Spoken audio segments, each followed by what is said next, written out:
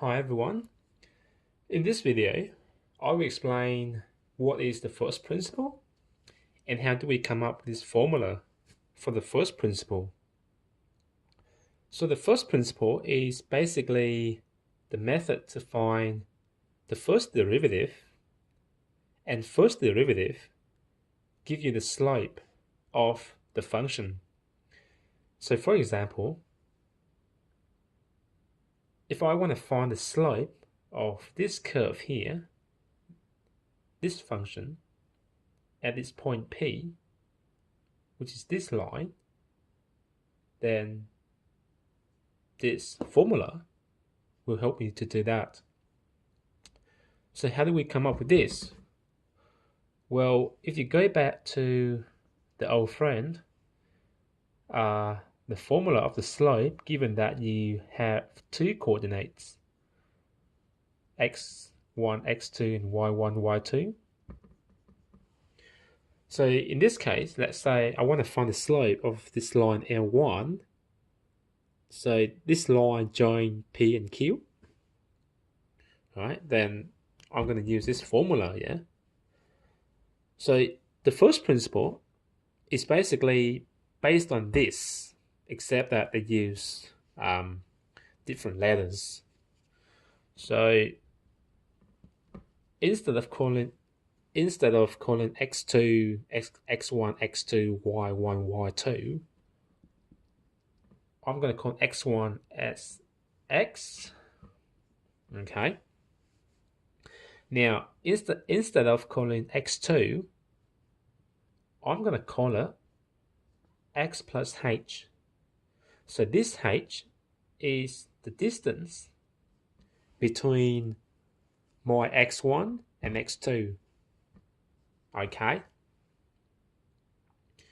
Now for the y1 and y2, I'm not going to call them y anymore. I'm going to call them f of x. So f of x means the value of f or y at some x value. Okay. Similarly, if my x values is some x plus h, then that will give me my new f value or the y values. In this case, I call it y2. That's the y2, that's the y1, that's x2, and that's x1. So if you chuck all these into the old slope formula, what you're going to have is f of x plus h minus f of x all over x2, which is x plus h, minus x1, which is x. So now you can see the x, they cancel out, which leaves the h by itself at the bottom.